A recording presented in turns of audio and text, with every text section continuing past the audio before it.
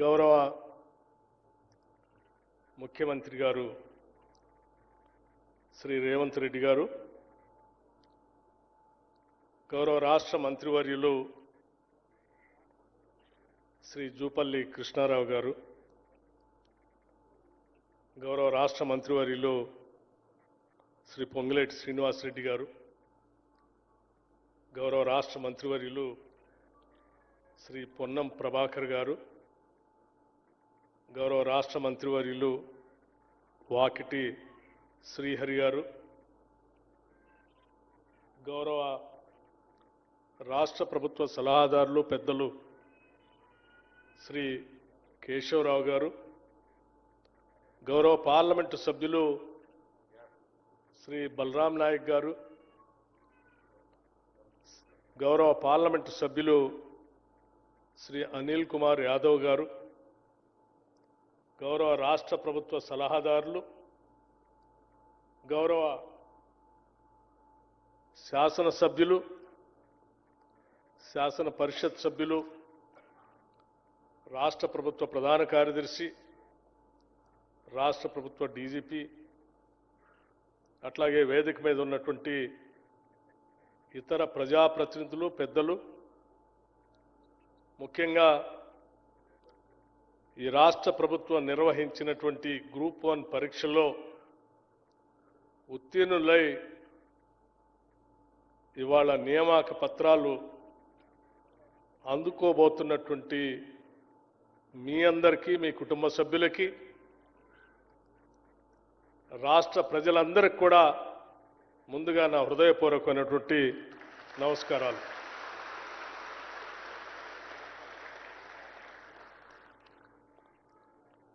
ఈరోజు తెలంగాణ రాష్ట్ర చరిత్రలో సువర్ణ అక్షరాలతో లిఖించదగినటువంటి రోజు ఇది. బహుశా ఉమ్మడి రాష్ట్రంలో కూడా గత 40 సంవత్సరాల్లో కూడా ఎప్పుడు ఇంత పెద్ద ఎత్తున పబ్లిక్ సర్వీస్ కమిషన్ ద్వారా గ్రూప్ 1 పరీక్షలు నిర్వహించి ఒకటేసారి గ్రూప్ 1 నియామక పత్రాలు దాదాపు 562 మందికి ఇవ్వటం అనేది ఈ రాష్ట్ర చరిత్రలో, ఆనాటి ఉమ్మడి రాష్ట్ర చరిత్రలో కూడా జరగలేదు.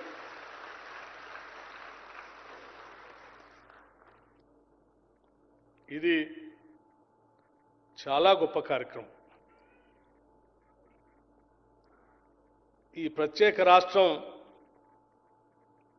ఏర్పడటానికి ప్రధానమైనటువంటి కారణాల్లో ఒకటి నిరుద్యోగ యువతీ యువకుల యొక్క పోరాటం, రాష్ట్ర వనరులు,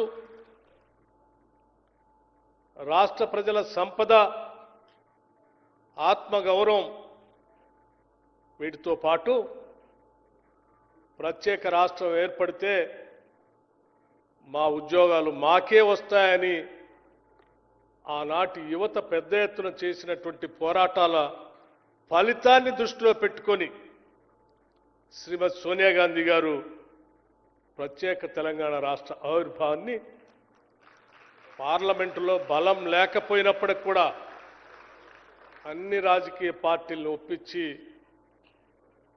ఈ రాష్ట్ర నిరుద్యోగ యువతీ యువకుల కలల్ని నెరవేర్చడం కోసం ఈ రాష్ట్రాన్ని ఏర్పాటు చేశారు. కానీ ఒక దశాబ్ద కాలం ఏ ఉద్యోగాల కోసం అయితే పోరాటం చేసి రాష్ట్రాన్ని తెచ్చుకున్నామో ఆ ఉద్యోగాల ప్రస్తావన లేకుండా, దానికి సంబంధించిన పబ్లిక్ సర్వీస్ కమిషన్ గ్రూప్ 1 పరీక్షలు నిర్వహించకుండానే ఒక దశాబ్ద కాలం ఈ రాష్ట్రంలో ఉన్నటువంటి యువతీ యువకుల వయసు కూడా అయిపోయేటట్టుగా ఆనాటి ప్రభుత్వం గాలికి వదిలేస్తే, ఆనాడు ప్రతిపక్షంలో ఉన్నటువంటి శాసనసభ్యులుగా నేను కానీ, ఈనాటి ముఖ్యమంత్రి రేవంత్ రెడ్డి గారు కానీ, ఈత మంత్రిమండలి సభ్యులు కానీ 10 ఏళ్ళు నిరుద్యోగ యువతీ యువకుల పక్షాన పోరాటం చేశాం. చెప్పాం, ఉస్మానియా యూనివర్సిటీ సాక్షిగా మాట్లాడాం,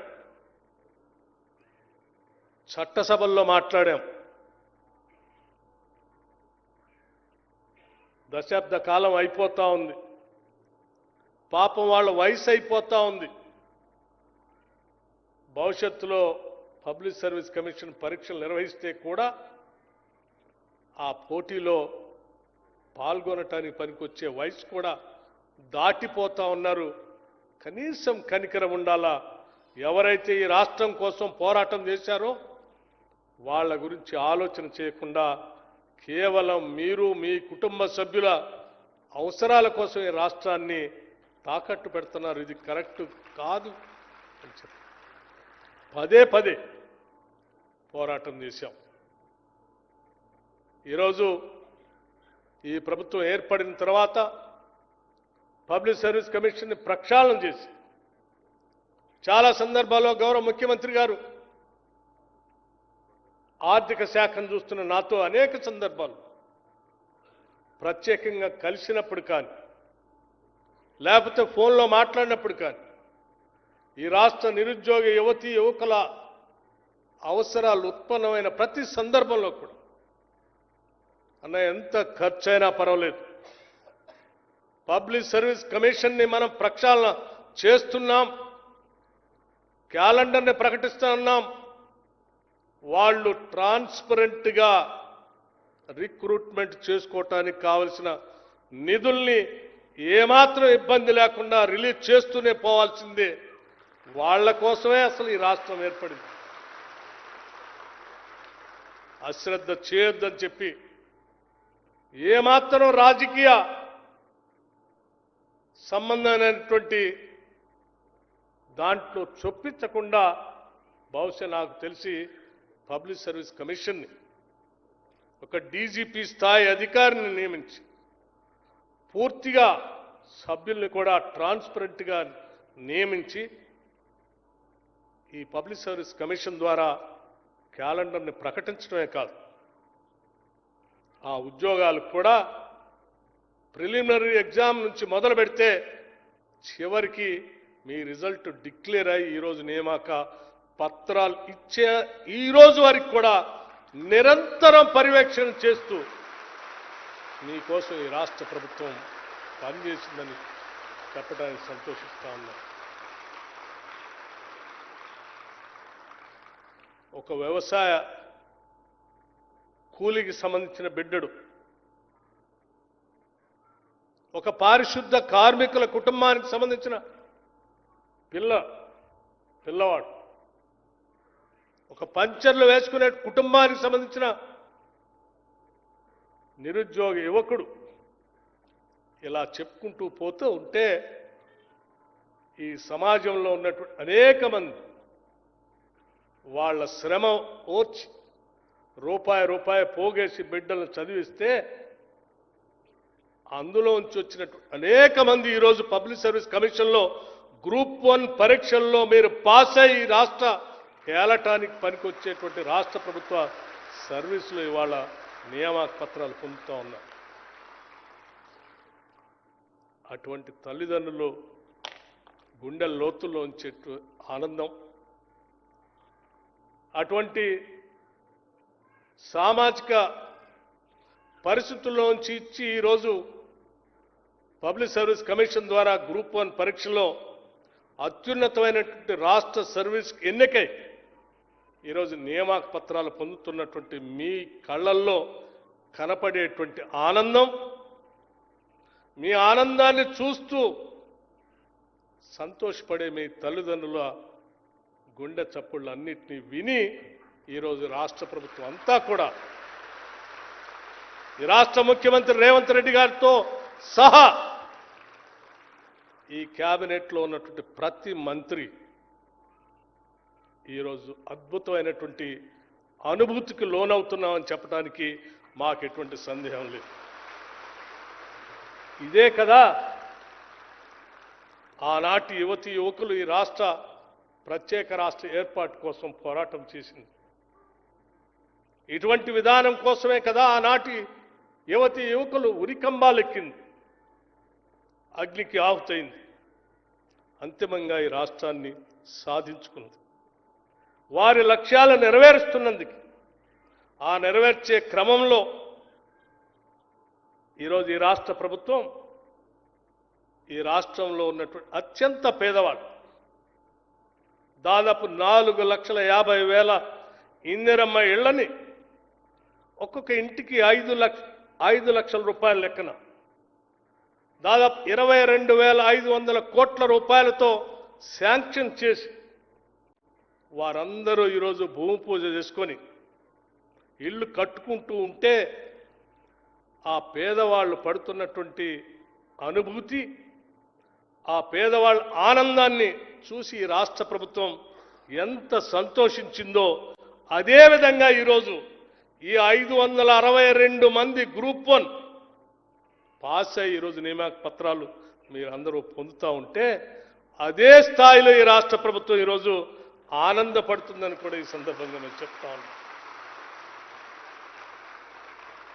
ఈ రాష్ట్ర ప్రభుత్వం ముందున్నటువంటి ఏకైక లక్ష్యం ఒకటే, ఈ రాష్ట్రాన్ని నిటారుగా ఆత్మగౌరవంతో నిలబెట్టాలని, ఈ రాష్ట్రంలో ఉన్నటువంటి నిరుద్యోగ యువతి యువకుల మేధస్సుని ఈ రాష్ట్ర అభివృద్ధికి ఉపయోగించుకోవాలని, ఈ రాష్ట్రంలో ఉన్నటువంటి వనరులన్నింటినీ కూడా ఈ రాష్ట్రంలో ఉన్నటువంటి ప్రజానీకం మొత్తానికి సమానంగా పంచబడాలని, తద్వారా ఆనాడు కోరుకున్నటువంటి కాంగ్రెస్ పార్టీ మూల సిద్ధాంతాలైనటువంటి సామాజిక న్యాయం చేయాలని, తద్వారా మాత్రమే తెలంగాణ రాష్ట్రం ఈ దేశంతో కాదు ప్రపంచంతో కూడా పోటీపడే స్థాయిలో ఈ రాష్ట్రాన్ని ముందుకు తీసుకొని పోవాలనేటువంటి సంకల్పమే ఈ రాష్ట్ర ప్రభుత్వం యొక్క సంకల్పం.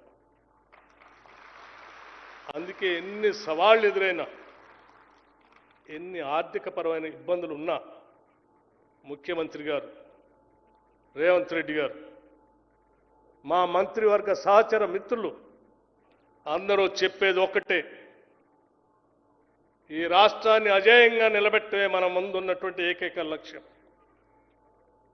ఈ రాష్ట్రాన్ని ఇక్కడ ఉన్నటువంటి వనరులతో పాటు మానవ వనరులు కూడా అద్భుతమైనటువంటి మానవ వనరులుగా సానబట్టి ప్రపంచానికి అందించటే మన ముందున్నటువంటి ఏకైక లక్ష్యం. తద్వారా మాత్రమే ఈ రాష్ట్ర అభివృద్ధి సాధ్యమవుతుందని, విద్య ద్వారా మాత్రమే ఈ రాష్ట్రం అభివృద్ధి చెందిద్దని, విద్య ద్వారా మాత్రమే రాష్ట్రంలో ఉన్నటువంటి ప్రతి కుటుంబ సభ్యుడు ఎదగలుగుతాడని నమ్మి ఈరోజు రాష్ట్ర ప్రభుత్వం నిరుద్యోగ యువతి యువకులు ఉద్యోగ అవకాశాలు కల్పించడం ఒకటే కాదు, పుట్టిన ప్రతి బిడ్డకి చదువు చెప్పించాలి. అది కూడా ఇంటర్నేషనల్ స్టాండర్డ్స్లో young India integrated residential schools అని చెప్పి ఒక్కొక్క స్కూల్ కనీసం 25 ఎకరాల ప్రాంగణానికి తగ్గకుండా ఇంగ్లీష్ మీడియంలో ప్రతి శాసనసభ నియోజకవర్గంలో కనీసం ఒక స్కూల్ అయినా ఈ సంవత్సరం స్థాపించాలని చెప్పి ముఖ్యమంత్రి గారు వారే ప్రత్యేకంగా విద్యాశాఖను చూస్తా ఉన్నారు. It's a dream project, game changer. ఈ రాష్ట్రంలో పుట్టిన ప్రతి బిడ్డ కూడా తెలంగాణలో పుట్టడం మా అదృష్టం. ఇక్కడ మాకు కావాల్సిన సకల సదుపాయాలు విద్య నుంచి మొదలు పెడితే, వైద్యం నుంచి మొదలు పెడితే, ఆత్మగౌరవంతో మొదలు పెడితే అన్ని రకాలైనటువంటి వనరులు మాకు ఈ రాష్ట్ర ప్రభుత్వం అందిస్తుంది. ఇక్కడ పుట్టడం మా అదృష్టం అనేటువంటి ఆలోచన స్థాయికి ఎదిగేంత వరకు ఈ రాష్ట్ర ప్రభుత్వం ప్రణాళికలు తయారు చేసి ముందుకు పోతుందని మీ అందరికీ చెప్తా ఉన్నాం. మిత్రులారా, ఆలోచన చేయండి. ఇప్పుడే నాకంటే ముందు మాట్లాడినటువంటి చీఫ్ సెక్రటరీ గారు కొన్ని విషయాలు చెప్పారు. ఈరోజు కొత్త జీవితాన్ని ఈ నియామక పత్రాలతో మీరు ప్రారంభించబోతా ఉన్నారు. ఈ సమాజం, ఈ రాష్ట్ర అభివృద్ధికి రాబోయే 30-35 సంవత్సరాలు మీరు సేవ చేయడానికి కలిగేటువంటి అదృష్టం, భాగ్యం ఈరోజు రాష్ట్ర ప్రభుత్వం పబ్లిక్ సర్వీస్ కమిషన్ ద్వారా జరిపినటువంటి పోటీ పరీక్షలతో మీరు అందుకోబోతా ఉన్నారు. ఈ అందుకోబోయేటువంటి అదృష్టాన్ని ప్రజా సంక్షేమం కోసం, సమాజిక హితం కోసం ఈ రాష్ట్ర అభివృద్ధికి అంకితం అవుదామని చెప్పి ప్రతి ఒక్కళ్ళు మనసులో అనుకొని అడుగులు ముందు వేయవలసిందిగా విజ్ఞప్తి చేస్తా ఉన్నా. మా అందరి ఆశ ఒక్కటే, నగరం అభివృద్ధి చెందుతా ఉంది, ఫ్యూచర్ సిటీ నిర్మాణం జరగబోతా ఉంది, మూసీ రిజర్వేషన్ జరగబోతా ఉంది, హైదరాబాద్ నగరం ప్రపంచానికి తలమానికంగా మారబోతాం. రైజింగ్ తెలంగాణ కేవలం ఈ దేశంలో ఉన్నటువంటి రాష్ట్రాలతో కాదు, ప్రపంచంలో అభివృద్ధి చెందినటువంటి అన్ని రాష్ట్రాలతో పోటీ పడే స్థాయిలో ఈ రాష్ట్రం ఉండాలని ఈ రాష్ట్ర ప్రభుత్వం ఆశిస్తా ఉంది. అందుకే అనేక ప్రణాళికలు తీసుకొని ఈరోజు వచ్చినటువంటి 562 మంది పబ్లిక్ సర్వీస్ కమిషన్ ద్వారా వచ్చినటువంటి గ్రూప్ 1 మీ అందరూ పొందినటువంటి విజయాలు అద్భుతమైనటువంటి విజయాలు. ఇది ఇంతటితో ఆగేది కాదు, ఇది ఆరంభం మాత్రం. ఇప్పటికి 60,000 ఉద్యోగాలు ఇచ్చాం. భవిష్యత్తులో కూడా నిరంతరం పబ్లిక్ సర్వీస్ కమిషన్ నుంచి నోటిఫికేషన్స్ వస్తూనే ఉంటాయి, ట్రాన్స్పరెంట్గా జరుగుతూనే ఉంటాయి. పచ్చ కామెర్లు ఉన్నోడికి అందరికి కూడా ప్రపంచం అంతా పచ్చగానే ఉన్నట్టు గతంలో వాళ్ళు చేసిన తప్పిదాలే ఈ రాష్ట్ర ప్రభుత్వం కూడా చేస్తుందేమో, మాలాగనే వీళ్ళు కూడా ఉన్నారేమో తప్పుడు ప్రచారం చేసినటువంటి కొద్ది మంది పెద్దలకి ఈనాడు చెంపదెబ్బ కొట్టినట్టుగా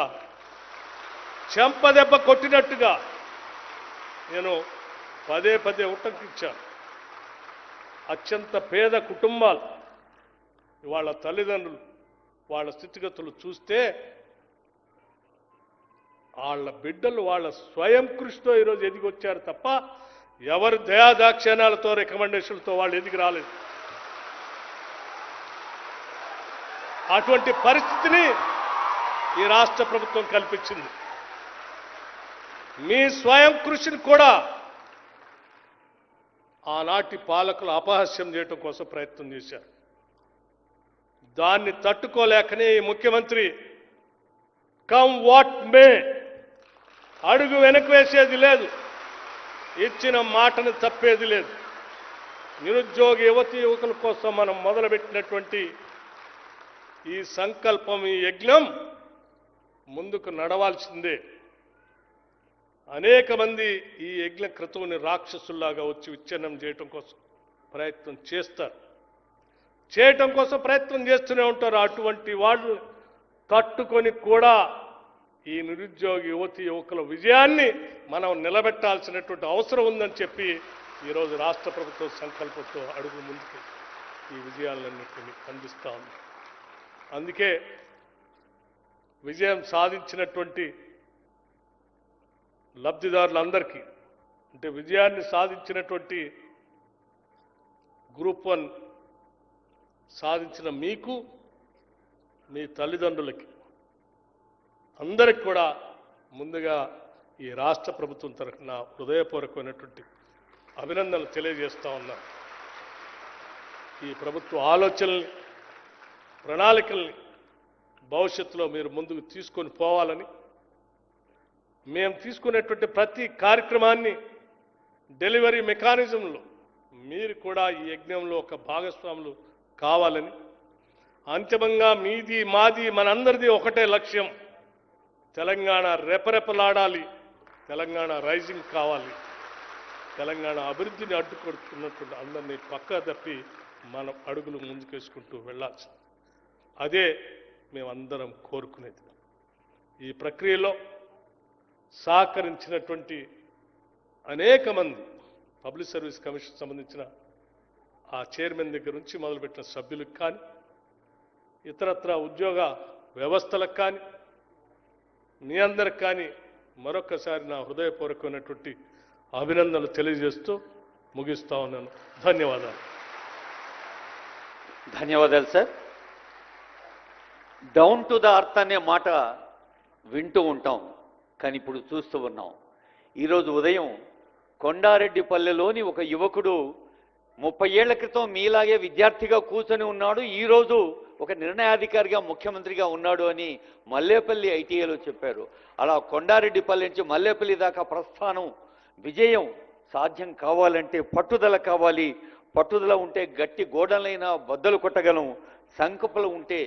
సంకల్పం ఉంటే సాధ్యం కానిది లేదు అని నిరూపిస్తూ మిమ్మల్ని కూడా అలా నిరూపిస్తూ తెలంగాణ పునర్నిర్మాణం కోసం సంకల్ప బలంతో సాగమని స్ఫూర్తిని అందించే సందేశం కోసం మీ కర్తాల ధ్వనుల మధ్య ఆహ్వానిద్దాం. ఆనరబుల్ సీఎం గారి సందేశం.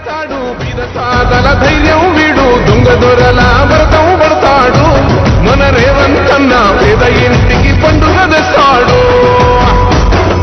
సోనియమ్మ దివెనతోని రాహులన్న సైనికుడయ్యి పెద్ద కొడుకై యుద్ధం చెయ్య సిద్ధమాయే రేవంత్ అన్న. 3 రంగుల జెండా పట్టి సింగమూలే కదిలినాడు. ఒక్కరు కాంగ్రెస్ సూర్యుడు మన రేవంత్ అన్న నిక్కదీసి అడిగే మొరగాడు.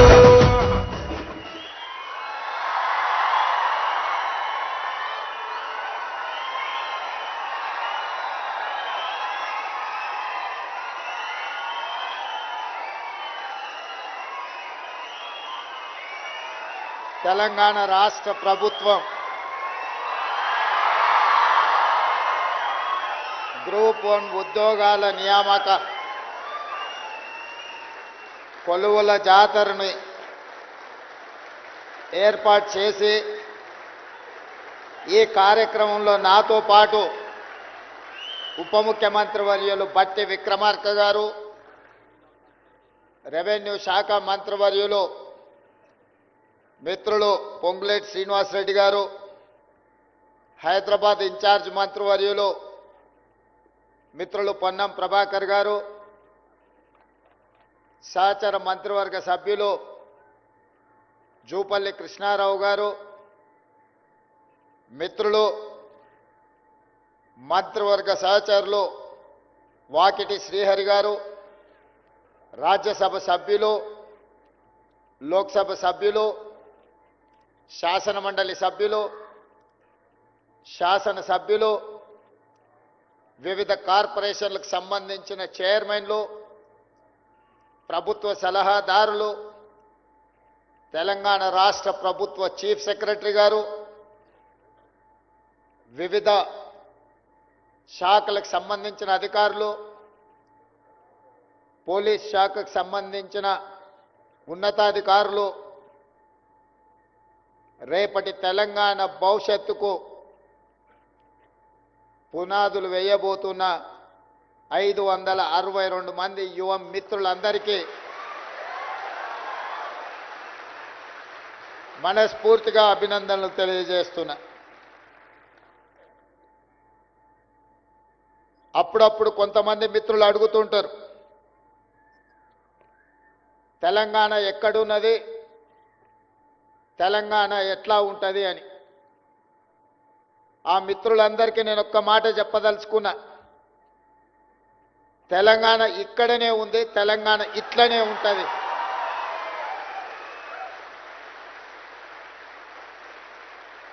ఇది తెలంగాణ స్ఫూర్తి, ఇది తెలంగాణ చైతన్యం, ఇది తెలంగాణ భవిష్యత్తు. మిమ్మల్ని ఉద్దేశించి 4 మాటలు మాట్లాడాలనుకున్నప్పుడు మా అధికారులు నా ముందల 10 పేజీల ఒక నోట్ తీసుకొచ్చి పెట్టాను. అది చదవడం ద్వారా నేను లీడర్ను కాదు రీడర్నని మీరు అనుకునే విధంగా 10 పేజీల నోట్ తీసుకొచ్చి ఇచ్చాను. నేను ఒక మాట చెప్పదలుచుకున్నా, మీరు నా కుటుంబ సభ్యులు, తెలంగాణ కుటుంబంలో మీరు భాగస్వాములు. మీరు నేను మాట్లాడుకోవడానికి అధికారులు రాసిచ్చిన నోటు, ఇతరుల ఆలోచనలో నాకు అవసరం లేదు. నా మనసులో, నా ఆలోచనలో, నా విధానంలో ఏమున్నదో, మీ భవిష్యత్తుకు ఏమి కావాలనో తెలిసిన మీ సోదరుడిగా, మీలో ఒకడిగా ఈనాడు తెలంగాణ రాష్ట్ర ముఖ్యమంత్రిగా బాధ్యతలు నిర్వహిస్తున్నా. మిత్రులారా, మీకందరికీ తెలుసు తెలంగాణ నేపథ్యం. ఆనాటి కొమరం భీముడు కావచ్చు, మలితరం చాకలి ఐలమ్మ కావచ్చు, తర్వాతి తరం సాయుధ రైతాంగ పోరాటం కావచ్చు, ఒకనాడు జల్ జమీన్ జంగల్ కోసం కావచ్చు, మలితరం భూమి కోసం, భుక్తి కోసం, విముక్తి కోసం కావచ్చు, ఈనాడు సామాజిక న్యాయం, సమానమైన అవకాశాల కోసం కావచ్చు, సర్వ స్వతంత్రంగా స్వయం పాలన కోసం మన పోరాటం కావచ్చు, ఇవన్నీ తెలంగాణ సమాజం ఒక చైతన్యంతో కూడిన బాధ్యతతో జరిగిన పోరాటాలు. ఈ పోరాటాలలో వేలాది మంది అసూలు బాధ్యత. ఈ తెలంగాణ గడ్డకు ఒక చరిత్ర ఉన్నది, ఈ తెలంగాణ గడ్డకు ఒక పౌరుషం ఉన్నది, ఈ తెలంగాణ గడ్డకు ఒక వీరోచితమైన గాథలు ఎక్కడికెళ్ళినా, తండాలలో, గూడాలలో, మారుమూల పల్లెల్లో ఎవరిని కదిలించినా, ఏ జాతిని కదిలించినా ఈ తెలంగాణ స్ఫూర్తి కొట్టొచ్చినట్టుగా కనిపిస్తుంది. కానీ కొంతమంది వాళ్ళ ఆలోచనలో, వాళ్ళ భావ దారిద్ర్యమో, వాళ్ళ అవగాహన లోపమో, ఒక కుటుంబం కోసమో, ఒక రాజకీయ పార్టీ కోసమో తరతరాలుగా 6 దశాబ్దాలు కొట్లాడి సాధించుకున్న తెలంగాణ ఒక కుటుంబం లేకపోతే ఒక రాజకీయ పార్టీ ప్రయోజనం కోసమని వాళ్ళు భ్రమలు చెందడం మనందరం కళ్ళతో చూసినాం. కలిసి వచ్చి 2 సార్లు గెలిస్తే ఆ గెలుపు కారణం వాళ్ళు కారణ జన్ములని భావించారు. కాలం కలిసి వచ్చి గెలుపుకు కారణ జన్ములు కావాల్సిన అవసరం లేదు. కొన్నిసార్లు భావోద్వేగానికి లోనైన మా యువత మంచి జరుగుతుంది, మా అవకాశాలు మెరుగవుతాయి, మేము ఆశించిన ఫలితాల కోసం ఈ ప్రభుత్వాలు పనిచేస్తాయని చెప్పి ఒక నమ్మకం, విశ్వాసంతో వాళ్ళకు బాధ్యతను అప్పచెప్పితే విశ్వాసఘాతకులుగా మారి మీకు అన్యాయం చేసి నమ్మక ద్రోహులుగా ఈ చరిత్రలో నిలిచిపోయినరు, కాలగర్భంలో కలిసిపోతారని చెప్పి నేను సందర్భంగా తెలియజేసుకుంటాను. మిత్రులారా, మీరు ఆలోచన చేయండి. మీ నేపథ్యం ఏదైనా ఉండొచ్చు, ఒక ఉపాధి హామీ కూలీ కుటుంబ సభ్యులు అయి ఉండొచ్చు, మారుమూల ఆదివాసి గూడాలలో ఉండే ఓ గిరిజన బిడ్డ అయి ఉండొచ్చు, లేకపోతే దళిత వాడల్లో నుంచి వచ్చిన నిర్లక్ష్యానికి లోనైన జాతి అయి ఉండొచ్చు, లేదా పట్టణ ప్రాంతాలలో చదువుకున్న యువకులు అయి ఉండొచ్చు. మీరు ఈనాడు చైతన్యం కలిగి 4 లక్షలకు పైగా పరీక్షలకు అప్లై చేసుకొని 3 లక్షల మంది పోటీ పడితే అందులో నుంచి 562 మంది సెలెక్ట్ అయినారు. మా చీఫ్ సెక్రటరీ గారు 1:700 అన్నాడు. నేను అలా అనుకోవడం లేదు, 1:3 lakhs. ప్రతి ఒక్కడికి ఇంకొకటి పోటీనే. పరీక్షలు రాసిన 3 లక్షల మంది ప్రతి నిరుద్యోగ యువకుడితోని పోటీ పడ్డట్టే. ఇది 1:700 స్లాట్స్ కింద డివైడ్ చేసి మీకు కాంపిటీషన్ ఎగ్జామ్స్ కండక్ట్ చేసింది కాదు. మిమ్మల్ని ప్రతివాడు పక్కవాడికే పోటీ. అన్న తమ్ముడు పోటీ పరీక్ష రాస్తే అన్నకు తమ్ముడు పోటీ, తమ్ముడికి అన్న పోటీ. 562 మంది ఈరోజు మీరు ఎంపిక అయినరు అని అంటే 3 లక్షల మందితోని పోటీ పడి మీలో ఉన్న నైపుణ్యాన్ని, మీలో ఉన్న చైతన్యాన్ని, మీలో ఉన్న పట్టుదలను ప్రదర్శించి ఈనాడు శిల్పారామం వేదికగా తెలంగాణ రాష్ట్ర అభివృద్ధిలో భాగస్వాములు కావడానికి ఎంపిక అయినరు. వాళ్ళ కుటుంబంలో ఆనాడు నిజామాబాద్ ఎన్నికలలో ప్రజలిచ్చిన తీర్పును కాదని, కుటుంబ సభ్యులకు నిరుద్యోగం ఉండకూడదని 6 నెలలు తిరిగే లోపల రాజకీయ ఉద్యోగం కల్పించింది. వాళ్ళ బంధువులకు కల్పించుకున్నారు. మీరు ఎందుకు మీ కుటుంబ సభ్యులకు ఇచ్చుకున్నారని మనం ఎన్నడూ అడగలే. నీ చేతిలో అధికారం ఉంది, నీ దగ్గర పెత్తనం ఉంది, నువ్వు ఇచ్చుకున్నావులే అని మేము సర్దుకున్నాం. కానీ 2011 ఉమ్మడి రాష్ట్రంలో గ్రూప్ 1 పరీక్షలు నిర్వహిస్తే 2023 వరకు దాదాపుగా 12 సంవత్సరాలు గ్రూప్ 1 పరీక్షలు నిర్వహించలేదంటే, తెలంగాణ రాష్ట్రంలో 10 సంవత్సరాలు పరీక్ష నిర్వహించలేదంటే ఇంత బాధ్యత రహితమైన ప్రభుత్వం ఎక్కడైనా ఉంటుందా? వ్యక్తులు ఎవరైనా ఉంటారా? వాళ్ళ ఉద్యమకారులని నేను అడుగుతున్నా. ఏ ఉద్యమం, ఏ శ్రీకాంతాచారి, ఏ ఈశాన్ రెడ్డి, ఏ కానిస్టేబుల్ కిష్టయ్య, ఏ యాదయ్య, ఏ యాదిరెడ్డి ఎర్రకోట ముందల ఉరికొయ్యలకు వేలాడి సాధించిన తెలంగాణ స్ఫూర్తి ఎక్కడున్నది మీలో? శ్రీకాంతాచారిని మీరు మర్చిపోయి ఉండొచ్చు, కానిస్టేబుల్ కిష్టయ్యని మీరు మర్చిపోయి ఉండొచ్చు, ఈశాన్ రెడ్డి వేణుగోపాల్ రెడ్డిని మీరు మర్చిపోయి ఉండొచ్చు. యాదయ్యను ఉస్మానియా యూనివర్సిటీ గేట్ల దగ్గర ఆనాడు పాలకులు నియంత్రిస్తే పెట్రోల్ పోసుకొని తగలబెట్టుకొని జై తెలంగాణ అని తెలంగాణ రాష్ట్రాన్ని సాధించింది వాళ్ళ కుటుంబ ప్రయోజనాల కోసం కాదు. లక్షలాది నిరుద్యోగ యువకులు తెలంగాణ రాష్ట్ర సాధనలో వాళ్ళు బాగుపడతారని వాళ్ళు త్యాగాలు చేసింది. ఏ ఒక్క రోజైనా ఈ పోటీ పరీక్షలు నిర్వహించాలన్న ఆలోచన మీకు వచ్చిందా? నిర్వహించకపోను తెలంగాణ పబ్లిక్ సర్వీస్ కమిషన్ని అంగడి సరుకుగా మార్చి గ్రూప్ 1 ఉద్యోగ నియామకాలు ఈరోజు మీరు గ్రూప్ 1 ఆఫీసర్లుగా మిమ్మల్ని నియమించే బాధ్యత పబ్లిక్ సర్వీస్ కమిషన్లో ఎవరినేసిందా అంటే మెంబర్స్గా ఆర్ఎంపీ డాక్టర్ని. నేను వాళ్ళని తక్కువ చేయడం లేదు, వాళ్ళకున్న విజ్డమ్ ఎంత, వాళ్ళకున్న నాలెడ్జ్ ఎంత. ఒక టీచర్ని లేకపోతే ఒక ఆర్ఎంపీ డాక్టర్ని చిన్న చిన్న హోదాలలో ఉన్న వాళ్ళని పబ్లిక్ సర్వీస్ కమిషన్లో మెంబర్స్గా నియమిస్తే రేపు ఐఏఎస్లు కాబోయే మిమ్మల్ని నియమించే ఆలోచన వాళ్ళకి ఏ విధంగా ఉంటుందో ఒకసారి ఆలోచన చెయ్యండి. అందుకే ఆనాడు వాళ్ళు నిర్వహించిన పరీక్షలు ప్రశ్న పత్రాలు మీకు తెలుసు, జిరాక్స్ సెంటర్లలో పల్లి బఠానీలాకి ఎట్లా మీరు దానికి కారణం ఎవరో మీకు తెలుసు. నేను లోతుగా వెళ్ళాల్సిన అవసరం లేదు, చైతన్యం కలిగిన యువకులు మీకు అందరికీ తెలుసు. నేను బాధ్యత తీసుకుని ఎంబడే బాధ్యత కోసం కొట్లాడినప్పుడు బాధ్యత తీసుకున్న తర్వాత ఒక మాట చెప్పిన, పబ్లిక్ సర్వీస్ కమిషన్ని యూపీఎస్సీ కంటే ఉన్నతంగా నాణ్యత ప్రమాణాలతో కూడుకున్న విధానాన్ని అవలంబిస్తాము.